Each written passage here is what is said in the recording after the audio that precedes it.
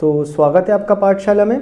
आज हम देखने वाले हैं कि जो स्टेप्स यूज़ होते हैं जब हम कोई गॉस लॉ का अप्लाई करते हैं ना। देखो, तुम लोगों को बेसिकली गॉस लॉ जो एप्लीकेशन है उसमें बहुत प्रॉब्लम फेस होता है, तो उसके लिए मैंने एक सेपरेट वीडियो बनाया है ये वाला। इसमें मैं दिखाने वाला हूँ कि इसको अप्लाई करने के स्टेप्स क्या होते हैं, कि हम लोग किस किस स्टेप से में इसको अप्लाई करते हैं। तो क्या मतलब ना, एक स्टेप रूल बन जाएगा तो तुम लोगों के लिए ईजी पड़ जाएगा कि इसको हम यूज़ कैसे करते हैं। तो देखो, जो पहला स्टेप होता है हमेशा गॉस लॉ अप्लाई करने में, तो उसमें आपको एक गॉसियन सरफेस लेना होता है। ठीक है, तो फर्स्ट स्टेप यहाँ लिखते चलेंगे। स्टेप 1 जो आपको फर्स्ट स्टेप लेना है, अगर आपको इलेक्ट्रिक फील्ड निकालना है यूजिंग गॉस लॉ, तो आपको फर्स्ट स्टेप क्या लेना होगा, आपको एक कंसिडर करना होगा गॉसियन सरफेस को। Consider a Gaussian surface. Gaussian surface, ये जो गॉसियन सरफेस आप कंसिडर करोगे ये क्लोज्ड होना चाहिए। याद रखना क्या होना चाहिए, क्लोज्ड। क्लोज्ड मतलब जो वॉल्यूमेट्रिक शेप्स होते हैं ना, जैसे स्पेयर हो गया, फिर आपका सिलेंड्रिकल शेप्स हो गया, तो इस तरह शेप्स को आप ले सकते हो। डन, ये आपका पहला स्टेप रहेगा। और इसमें आपको क्या क्या प्रॉपर्टीज चेक करने हैं गॉसियन सरफेस में लेने के टाइम पे, वो देख लो। इसको एज एक नोट के जैसा लिख लोगे, ठीक है, कि प्रॉपर्टीज ऑफ गॉसियन सरफेस, कि जब हम इसको चूज करते हैं तो इसमें क्या क्या प्रॉपर्टीज चेक करते हैं। डन, तो प्रॉपर्टीज ऑफ गॉसियन सरफेस, कि इसमें क्या क्या प्रॉपर्टीज होते हैं, क्या क्या तुमको देखना है जब तुम उसको चूज कर रहे हो। तो बराबर कि पहला तो होना चाहिए कि ये सारे मतलब फ्रॉम ऑल साइड क्लोज्ड होना चाहिए। ठीक है, तो पहला क्या है, it should be closed. It should be closed from all side. सारे साइड से क्या होना चाहिए, क्लोज्ड होना चाहिए। दूसरा कि इसमें जो इलेक्ट्रिक फील्ड रहेगा ना, इलेक्ट्रिक फील्ड इंटेंसिटी वो हर पॉइंट पे सेम होगा। Done, that is electric field intensity. Electric field intensity should be same at every point। सारे पॉइंट पे सेम होने चाहिए। बराबर, अभी हम लोग इसको जब अप्लाई करेंगे थोड़ा देर में तब आपको दिख जाएगा। डन, और तीसरा जो इंपॉर्टेंट आपको लेना है that is area vector and electric field vector must have same angle. Same angle, इनके बीच में जो एंगल जो थीटा होगा ना, वो एक सेम एंगल होना चाहिए। सपोज 90 या 0, इसी में बेसिकली हम डील करने वाले हैं, 90 में या तो 0 में। जो भी आप थीटा लोगे वो सेम होना चाहिए हर पॉइंट पे। ये 3 मेन प्रॉपर्टीज आपको चेक करना है जब आप गॉसियन सरफेस को लोगे। तो इसको हम साथ ही साथ में करने के लिए यहाँ पे एक डेरिवेशन भी करना चाहेंगे।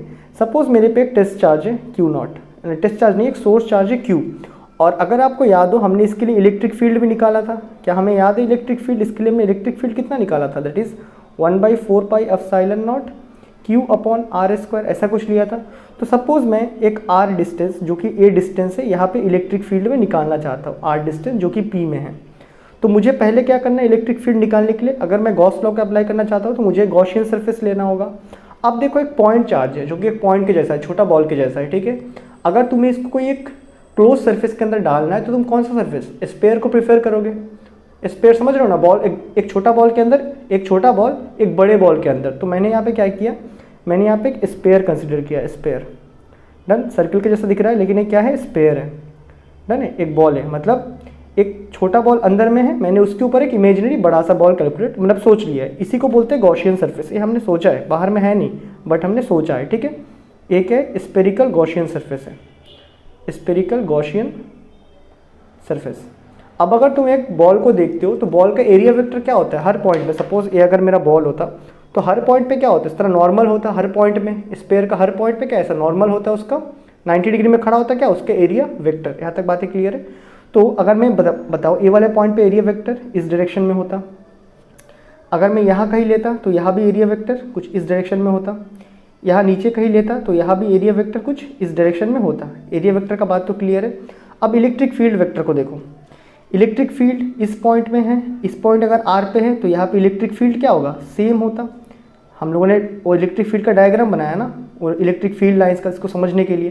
तो यहाँ पे इलेक्ट्रिक फील्ड लाइन भी सेम होते, यहाँ भी वही amount of electric field lines होता। क्यों, क्योंकि ये भी R डिस्टेंस में है तो यहाँ भी सेम होता, यहाँ भी इलेक्ट्रिक फील्ड सेम होता, और डायरेक्शन भी क्या होता, आउटवर्ड होता।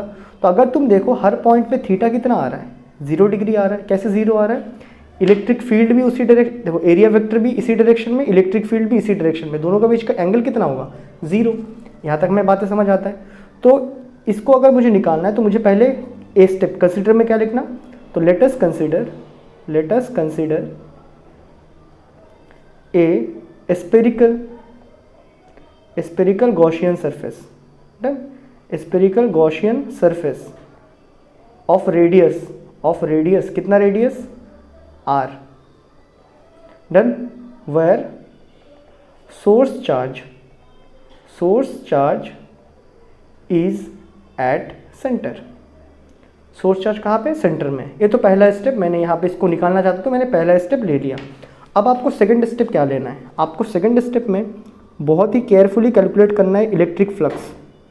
सेकंड स्टेप में ये कोई लिखने का पार्ट नहीं, इसमें आपको कैलकुलेट करना है, कैलकुलेट इलेक्ट्रिक फ्लक्स। तो यहाँ जब इलेक्ट्रिक फ्लक्स निकालोगे तो कौन सा निकालोगे, क्लोज सरफेस वाला। क्लोज सरफेस वाले को हम कैसा लिखते हैं, ऐसा कुछ लिखते हैं, ई डॉट डी एस, या फिर ये हो गया तुम्हारा वेक्टर फॉर्म में, या फिर इसी को ई d s cos theta. D S क्या है तुम्हारा यहाँ पे, सरफेस का, ठीक है, सरफेस के छोटे छोटे एलिमेंट। तो सरफेस के छोटे छोटे एलिमेंट को तुम अगर सबको जोड़ लोगे तुम्हें पूरा सरफेस एरिया मिल जाएगा। आया बात समझ में। अगर स्पेयर होता तो इसमें छोटे छोटे कुछ एलिमेंट्स होते हैं एरिया का, इन सबको जोड़ लोगे क्या मिल जाएगा, पूरा सरफेस एरिया। तो ये तुम्हारा सेकंड स्टेप रहेगा। तो यहाँ पे इसका करेंगे तो नेक्स्ट स्टेप में क्या लिखना है, here phi E is equal to कितना रहेगा हमारा, integration E d s cos theta का वैल्यू कितना आया था यहाँ पे, तुम अगर थीटा देखो तो हर पॉइंट में 0 आया था, दैट इज कॉस 0 लिख दिया हमने। अब देखो तो यह कितना आ जाएगा, ई डी एस ऐसा बचा। अब इलेक्ट्रिक फील्ड हर आर डिस्टेंस में क्या है, सेम है, तो हर जगह सेम है, तो इसको इंटीग्रेशन करने का फ़ायदा ही क्या है, हर जगह जब सेम है तो ई बाहर, अंदर क्या बचता है, खाली डी एस बचता है। तो एक स्पेयर के छोटे छोटे सरफेस को तुम अगर जोड़ लोगे तुम्हें क्या मिल जाएगा, पूरा स्पेयर का सरफेस एरिया मिल जाएगा। और स्पेयर का सरफेस एरिया का फॉर्मूला हम सबको पता है कितना होता है, 4 पाई आर स्क्वायर। तो सेकंड स्टेप यहाँ पे हो चुका है। आपको थर्ड स्टेप में क्या करना है, थर्ड स्टेप बहुत ही ईजी है। स्टेप 3 में आपको ढूंढना है calculate charge enclosed bye Gaussian surface. आपने जो गॉसियन सरफेस को माना है वो कितना चार्ज को इनक्लोज कर रहा है वो देखना है। तो यहाँ पे हम फिर से वही लिख लेंगे, हमने ये वाला स्पेरिकल गॉसियन सरफेस को माना था, तो यहाँ पे charge enclosed bye Gaussian surface, हमने जो गॉसियन सरफेस कंसीडर किया है वो कितना चार्ज को इनक्लोज कर रहा है,